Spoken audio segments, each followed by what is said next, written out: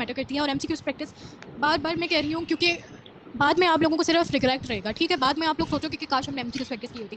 मेरे पास इतने ज़्यादा ग्रुप्स हैं, गाइडेंस ग्रुप्स हैं, उसके अंदर प्रॉपर ग्रुप्स बने हुए हैं फॉर इम्प्रूवर स्टूडेंट्स। जिनसे भी पूछो वो कहते हैं कि हम बता रहे हैं हमने एमसीक्यूज प्रैक्टिस नहीं की थी। एमसीक्यूज प्रैक्टिस नहीं की थी तो कैसे मतलब आप जाके उधर बहुत कॉन्फिडेंट होकर एमसीक्यू सॉल्व कर लेंगे। डेफिनेटली आपको उधर जाके जब घुमा फिरा के एमसीक्यूज की स्टेटमेंट आएगी ना, तो तब आपको रियलाइज होगा कि यार काश एमसीक्यू सॉल्व किए होते, हमारी प्रैक्टिस होती, हमें आइडिया होता कि इस एमसीक्यूज को किस तरह सॉल्व करना है, ठीक है। तो मैं मतलब इसलिए बार बार इस चीज़ को हाईलाइट करती हूँ ताकि मैं आप लोगों को कुछ नुकसान से बचा लूँ, अल्लाह ना करे किसी को हो।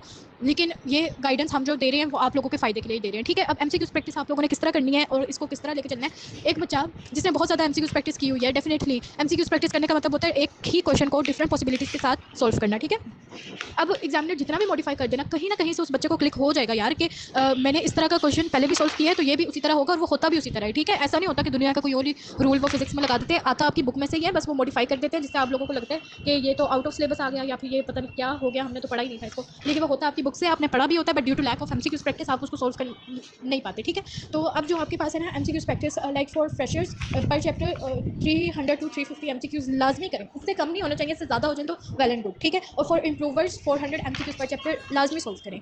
मतलब कहने में ये लग रहा है कि है ज़्यादा है, लेकिन जब आप एक चीज़ के इनटू हो जाओगे ना, तब आप लोगों को, और जब आपके कॉन्सेप्ट क्लियर होंगे तब आपको एमसीक्यू सॉल्व करने का मजा भी आएगा और आपको तब ये सब कुछ ईजी लगेगा, ठीक है।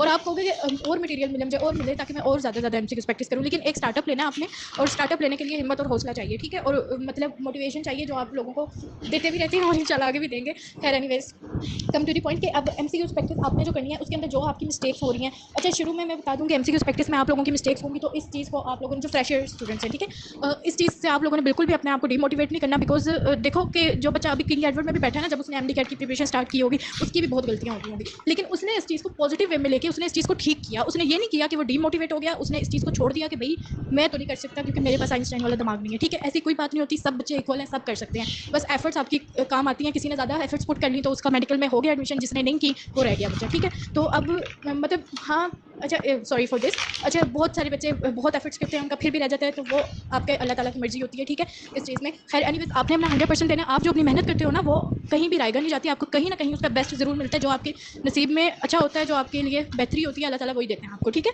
तो बाकी चीज़ ये है कि आप लोगों ने एमसीक्यूज प्रैक्टिस को इस तरह करना है कि जो भी आपकी मिस्टेक्स होंगी ना शुरू में या बीच में भी आखिर तक भी होंगी मिस्टेक्स, मैं बताऊँ तो जो भी मिस्टेक्स होंगी उनको मिस्टेक डायरी में अपना नोट डाउन कर लेना है, ठीक है। नोट डाउन करना है, सही आंसर भी साथ लिखना है और गलत भी लिखना है, और फिर उसको जस्टिफाई करना है कि यार मेरा क्यों गलत हुआ, उसको छोड़ नहीं देना। और उन मिस्टेक डायरी को एक अलग से बना के रखो, कोई नोटबुक वगैरह में लिखो, ताकि वो जब आप बार बार उनको रिवाइज करो कि ये अभी एमसीक्यूज गलत हो रहे हो और वो एमसीक्यूज इंशाल्लाह फिर आपकी कभी जिंदगी में आगे गलत नहीं होंगे। अगर आप उसको मतलब देखोगे बार बार और उसको सॉल्व करने की कोशिश करोगे और सोचो समझोगे ना कि क्यों गलत हुआ है। कुछ बच्चे होते हैं जो छोड़ देते हैं, कहते हैं हमसे नहीं हो रहा, गलत हुआ, ठीक है, next move on the next, ठीक है। ये बहुत बड़ी गलती होती है, और जब वो छोड़ के जाते हैं वही एमसीक्यूज अगर आपके एमडी कैट एग्जाम में आ जाता है तो आप मुंह देख रहे होते हैं कि यार वो गलत हुआ था, पता नहीं उसका सही आंसर क्या था।